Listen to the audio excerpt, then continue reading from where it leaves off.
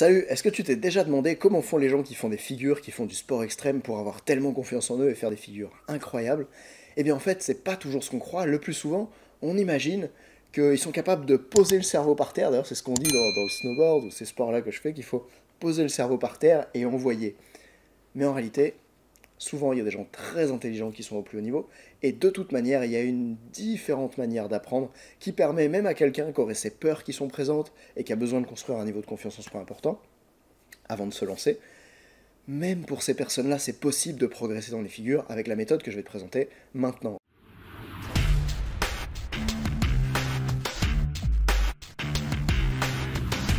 Regarde, j'étais en vacances à Saint-Malo et j'ai essayé de te faire une vidéo qui s'affiche ici.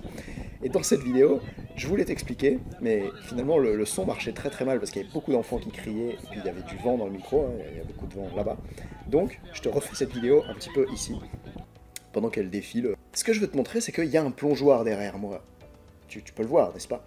Et ce plongeoir, il avait différents niveaux. Tu pouvais sauter sur la plus basse marche, la marche un peu plus haute, la marche un peu plus haute, puis à 3 mètres, puis à 5 mètres ou 5-6 mètres. Et quand je suis arrivé, moi, au début de la séance là-bas, j'ai pas l'habitude de pratiquer le plongeon, j'ai l'habitude de faire un peu de trampoline. Quand je suis arrivé là-bas, je me suis dit, waouh, le plongeoir du haut, là, 5-6 mètres, il est tellement haut, jamais je ferai mes plus grosses figures de trampoline là-dessus. Et d'ailleurs, j'ai même été faire un saut après d'en haut, un saut droit comme ça. Et je me dis, putain, quand tu rentres dans l'eau, ça tape fort quand même. Je me disais, jamais tu feras les figures là-dessus. Et puis, je me suis souvenu que quand même, coach mental, ça serait dommage d'avoir des croyances limitantes. Et j'ai bossé là-dessus. Donc, et ça a pris juste une séance. Hein. Je suis arrivé et j'ai décidé de sauter de la plus petite marche. Et là-dessus, de faire le salto arrière. Puis d'aller le faire sur la marche un peu plus haut. Et en fait, à chaque fois, ça marchait. Des fois, j'avais des bugs. Par exemple, des fois, j'allais trop tourner. Du coup, j'atterrissais un peu sur le dos. Boum, ça fait un plat. Bah, quand tu sautes de pas très haut, c'est pas grave. Tu peux te donner le temps de corriger jusqu'à ce que ton saut soit pas parfait, mais soit bien ou très bien à cette hauteur-là. Et c'est ce que j'ai fait pour la petite marche, la moyenne marche. Et comme ça, je suis arrivé à la plus grosse marche. Je l'ai fait de là-haut. Ça s'est très bien passé. Alors que je pensais au début de séance en être incapable parce que ça me paraissait tellement haut et tellement risqué si je rate. Quand j'étais petit, j'ai fait un plat sur la joue. Je te jure, j'ai pris la plus grosse claque de ma vie et j'avais la tête comme ça pendant plusieurs jours. Maintenant, c'était pas tout pour moi le salto arrière. Je voulais aussi faire le cork set ou le full comme ils appellent en gymnastique. Au moment de faire ça, je me dis non mais là vraiment cette figure elle est de niveau supérieur, si je me rate ça serait pire. Et j'ai décidé de repartir d'en bas, de la plus petite marche, faire le cork set, le faire une marche un peu au-dessus, puis un peu au-dessus. Et au final, à nouveau, fin de séance, j'ai battu ce que je croyais être capable de faire. J'ai fait très bien cette figure depuis la plus haute marche, sans me faire mal, en y prenant du plaisir et en la déclenchant facilement. Et ce que je veux te dire c'est que soit je suis nul pour identifier qu'est-ce que je suis vraiment capable de faire, et il y a une partie de ça, je le sais, c'est pour ça que je me fais coacher en trampoline, parce que c'est pour ça que je trouve que coacher des gens c'est extraordinaire, on est plus capable qu'eux des fois de savoir de quoi ils sont vraiment capables d'accomplir. Donc ça c'est une chose, mais l'autre chose c'est aussi, qu'est-ce que j'attends de moi en fait? Est-ce que j'attends de moi d'être capable d'aller en haut tout de suite et de réussir? Non. Ce qui est important, c'est de prendre les marches qui sont sur le chemin et de construire à partir de celles-là.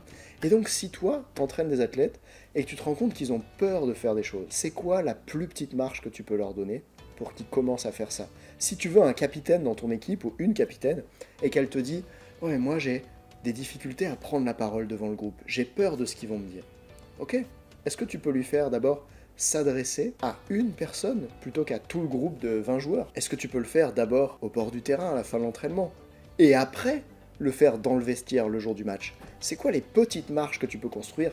Et c'est ça vraiment la méthode du plongeoir que j'aimerais te donner, c'est qu'à partir de maintenant, je veux que chaque fois que quelqu'un vient te voir et te dit « j'ai peur de faire ça, j'ose pas le faire parce que je sais que je vais pas y arriver », souviens-toi que elle se représente la plus grosse marche du plongeoir, comme pour moi, alors qu'en fait, toi, ton rôle de coach, c'est de l'aider à trouver la petite marche, puis celle d'après, puis celle d'après. Et si tu suis ce processus-là, il y a vraiment une grande part de chance que ça marche. Parce que c'est comme ça que se construit la confiance. En faisant ces choses qui sont juste au bon niveau pour nous. Comme le stimulus optimal. Tu vois, cette idée de quelque chose qui est suffisamment ambitieux et à la fois réalisable. Je te laisse réfléchir à cette idée. Mets-moi en commentaire dans ta discipline à quoi ça ressemblerait. Moi, je t'en ai parlé en plongeon. On aurait pu en parler en snowboard. Mets-moi dans ta discipline à toi à quoi ça ressemble. Et si tu veux qu'on aille plus loin pour que je puisse t'aider toi directement, réserve un rendez-vous dans mon agenda. Ça s'appelle le bilan stratégique de coaching et je vais passer 3 quarts d'heure à t'aider. On va voir où t'en es aujourd'hui, où t'as envie d'aller, qu'est-ce qui t'empêche de parcourir tout ce chemin-là, Qu'est-ce qui fait qu'aujourd'hui tu es dans la situation actuelle qui te convient pas et comment faire pour atteindre les objectifs les plus importants pour toi et pour ton groupe. Dans ce rendez-vous, je vais te donner mes meilleurs conseils, tu auras la chance d'être accompagné individuellement, ce qui est assez rare pour un entraîneur, faut le noter. Donc prends un rendez-vous maintenant, c'est gratuit, clique sur ce lien, et si tu veux pas le faire tout de suite, c'est possible, tu peux regarder une prochaine vidéo en cliquant là ou t'abonner pour réfléchir pour une prochaine fois. Allez, salut!